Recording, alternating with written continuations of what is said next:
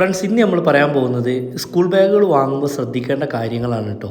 അപ്പോൾ ഈ വീഡിയോ നിങ്ങൾ പരമാവധി ഷെയർ ചെയ്യണേ, കാരണം ഇത് ആർക്കെങ്കിലുമൊക്കെ ഉപകാരപ്പെടും. അതുപോലെ തന്നെ ഇതിൻ്റെ ലാസ്റ്റ് ഭാഗത്ത് ഞാൻ ലൈനിങ് സെറ്റ് ചെയ്യുന്ന ഒരു കാര്യം പറയുന്നുണ്ട്. അത് നിങ്ങൾ നോക്കി വാങ്ങുകയാണെങ്കിൽ ആ ബാഗ് മിനിമം 2 വർഷമെങ്കിലും നിൽക്കും കേട്ടോ. ഒരു ബാഗ് നിങ്ങൾ ഇതൊക്കെ നോക്കി വാങ്ങുകയാണെങ്കിൽ ശരാശരി എന്തായാലും 2 വർഷം നിൽക്കും കേട്ടോ, ഹാർഡ് യൂസേജ് ആണെങ്കിൽ പോലും. ഇനി നമ്മളിവിടെ 2 ബാഗുകൾ വെച്ചിട്ടുണ്ട് കേട്ടോ. അപ്പോൾ ഇത് കമ്പയർ ചെയ്യാണ് നമ്മൾ ആദ്യം ചെയ്യുന്നത്. അതിൻ്റെ മുന്നേ നമ്മൾ ഏത് ബാഗ് എടുക്കുകയാണെങ്കിലും ഫസ്റ്റ് നോക്കേണ്ടത് സ്റ്റിച്ചാട്ടോ. ഇതിപ്പോൾ ഒരു കസ്റ്റമർ കൊണ്ടുവന്ന് വന്ന ബാഗാണ്. ഇതിൻ്റെ കംപ്ലയിൻറ്റ് എന്താണെന്ന് വെച്ച് കഴിഞ്ഞാൽ ഇത് ഇതുപോലെ പിന്നി വരിക എന്ന് പറഞ്ഞിട്ടാണ് അവർ കൊണ്ടുവന്നിട്ടുള്ളത്. അപ്പോൾ നമ്മളിത് ശ്രദ്ധിച്ച് നോക്കിക്കഴിഞ്ഞാൽ നമുക്ക് ഇതിൻ്റെ സ്റ്റിച്ച് നോക്കിക്കഴിഞ്ഞാൽ മനസ്സിലാവും. ഞാൻ സൂം ചെയ്ത് കാണിച്ചു തരാം. കണ്ടോ, ഇതിൻ്റെ സ്റ്റിച്ചിൻ്റെ ലെങ്ത്ത് വളരെ കൂടുതലാണ്. ഇത്ര ലെങ്ത്ത് കൂടുതലുള്ള സ്റ്റിച്ച് നിങ്ങൾ എടുക്കരുത്. ഇനി രണ്ടാമത് നമ്മൾ നോക്കാനുള്ളത് പറഞ്ഞാൽ ഇപ്പോൾ 2 ബാഗ് ഞാനിവിടെ വെച്ചിട്ടുണ്ട്. അതിൻ്റെ ഒരു ബാഗിൻ്റെ പുറകുവശം മറ്റേ ബാഗിൻ്റെ പുറകുവശം തമ്മിലുള്ള വ്യത്യാസം നിങ്ങൾക്ക് നോക്കിയാൽ മനസ്സിലായോ എന്ന് എനിക്കറിയില്ല. ഞാൻ പറഞ്ഞുതരാം.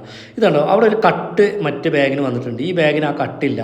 ആ കട്ടില്ലെങ്കിൽ സംഭവിക്കുക എന്താണെന്ന് വെച്ച് കഴിഞ്ഞാൽ നമ്മളെ വെയിറ്റ് മൊത്തം ഈ കോർണർ പീസിലാണ് വരിക.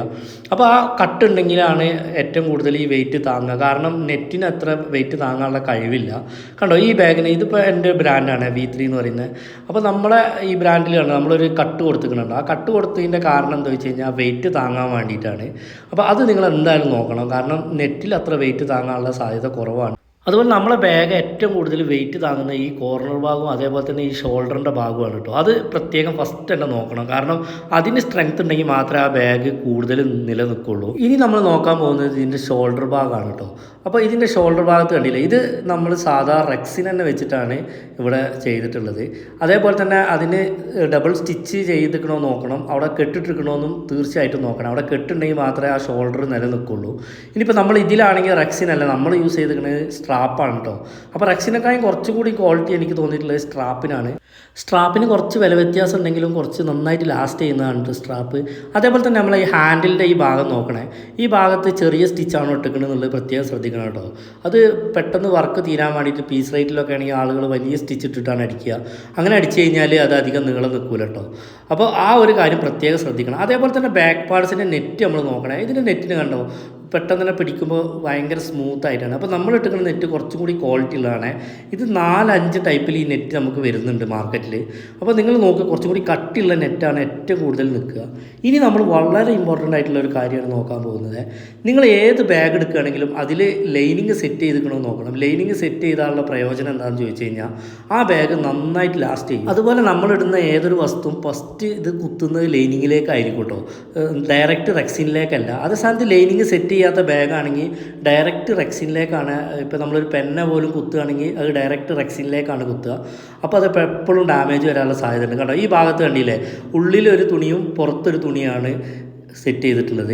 അപ്പോൾ അതിനാണ് നമ്മൾ ലൈനിങ് സെറ്റ് ചെയ്യുക എന്ന് പറയുക. അത് നിങ്ങൾ എന്തായാലും നോക്കുന്നത് നന്നായിരിക്കും കേട്ടോ. ലൈനിങ് സെറ്റ് ചെയ്ത ബാഗ് കൂടുതൽ നിൽക്കാനുള്ള സാധ്യത കൂടുതലാണ്.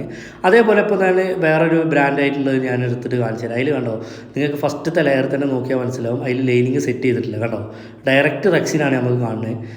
റെക്സിൻ്റെ അടിച്ചത് വരെ അവിടെ കാണുന്നുണ്ട്. അപ്പോൾ ഒരു സിംഗിളായിട്ടാണ് അത് സെറ്റ് ചെയ്തിട്ടുള്ളത്. അങ്ങനെ സിംഗിളായിട്ട് സെറ്റ് ചെയ്യുന്ന സമയത്ത് എന്താണെന്ന് ചോദിച്ചാൽ സംഭവിക്കുകയെന്ന് ചോദിച്ചു കഴിഞ്ഞാൽ ഇതിൻ്റെ എല്ലാ പരിക്കും വരിക നമ്മളെ റെക്സിനിലേക്കായിരിക്കും.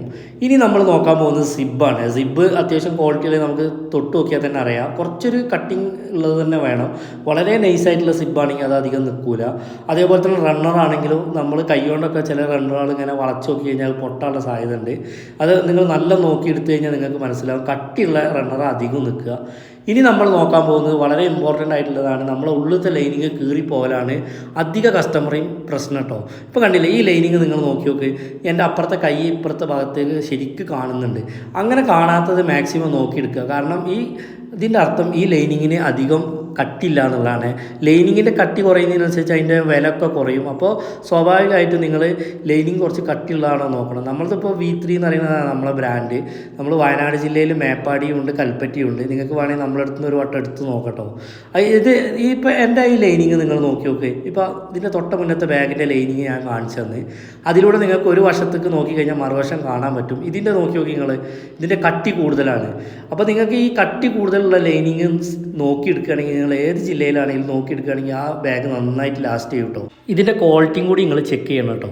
കാരണം എന്താ വെച്ച് കഴിഞ്ഞാൽ നല്ല വില കൊടുത്തവർ തന്നെ ഞാൻ കണ്ടിട്ടുണ്ട് പറ്റ ലോക്കൽ ക്വാളിറ്റിയുള്ള ബാഗായിരിക്കും. ഇനി ലാസ്റ്റായിട്ട് നമ്മൾ നോക്കാൻ പോകുന്നത് പൈപ്പിംഗ് ആണ് കേട്ടോ. ഇപ്പോൾ ഞാൻ ഈ അടിച്ചിരിക്കുന്ന പൈപ്പിംഗ് എന്ന് പറഞ്ഞു കഴിഞ്ഞാൽ സ്ട്രാപ്പാണ്. അത് നിങ്ങൾക്ക് പിടിച്ച് നോക്കിയാൽ തന്നെ മനസ്സിലാവും.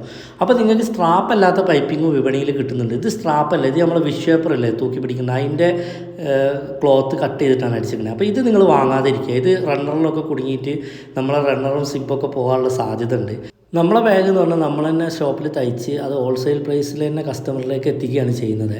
അപ്പോൾ ബാഗ് ആവശ്യമുള്ളവർക്ക് നിങ്ങൾക്ക് നമ്മളെ വയനാട് ജില്ലയിൽ മേപ്പാടി കൽപ്പറ്റ ഉണ്ട്. അപ്പോൾ എൻ്റെ നമ്പറിൽ വേണമെങ്കിൽ നിങ്ങൾക്ക് ബന്ധപ്പെടാം. അതേപോലെ തന്നെ മറ്റുള്ള ജില്ലകളിലാണെങ്കിൽ നിങ്ങൾക്ക് കൊറിയർ ചാർജ് ഉണ്ടെങ്കിൽ ഞാൻ അതിലേക്ക് അയച്ചു തരുന്നതായിരിക്കും. വീഡിയോ ഇഷ്ടപ്പെട്ട് കഴിഞ്ഞാൽ ഷെയർ ചെയ്യുക, സബ്സ്ക്രൈബ്